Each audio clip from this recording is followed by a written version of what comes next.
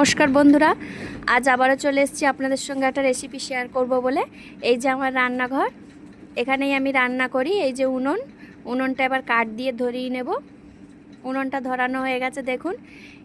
এবার আমি কড়াটা বসিয়ে দিচ্ছি। কড়ার মধ্যে দিচ্ছি সর্ষের তেল। তেলটা গরম হলে এর মধ্যে দিয়ে দিচ্ছি আগে থেকে কেটে রাখা সবজিগুলো। এর মধ্যে আছে বেগুন, পুঁইশাক আর আলু। প্রথমে আলু, বেগুন আর পুঁইশাকটা খুব ভালো করে ভেজে নেব।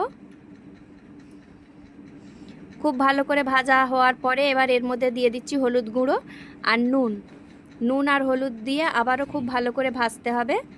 খুব ভালো করে ভাজা হয়ে গেলে এবার এটা সেদ্ধ করার জন্য এর মধ্যে দিয়ে দিচ্ছি জলটা দেওয়ার পরে এতে দিচ্ছি 2 চামচ মতো লঙ্কার গুঁড়ো। 2 চামচ মতো লঙ্কার গুঁড়ো দিয়ে এটা সেদ্ধ করতে দেব।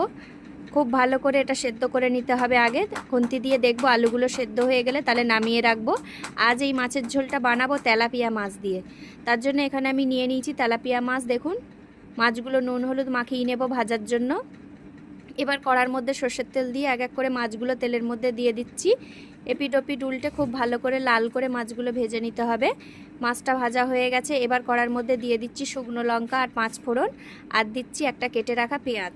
পেঁয়াজটা ভাজা ভাজা হয়ে আসলে এবার তরকারিটা ফোড়ন দিয়ে দেব। ফোড়ন দেওয়ার পরে এবার এর মধ্যে দেব সর্ষে আর জিরে বাটা। এটা আগের থেকেই আমি বেটে রেখেছিলাম, জিরে আর সর্ষে বাটাটা। এবার এর মধ্যে ভেজে রাখা মাছগুলো দিয়ে 5 মিনিট মতো ফুটিয়ে নামিয়ে নিলেই একদম রেডি। বেগুন দিয়ে, আলু দিয়ে, পুঁইশাক ডাঁটা দিয়ে মাছের ঝোল। দেখুন, তেলাপিয়া মাছের ঝোলটা একদম রেডি হয়ে গেছে।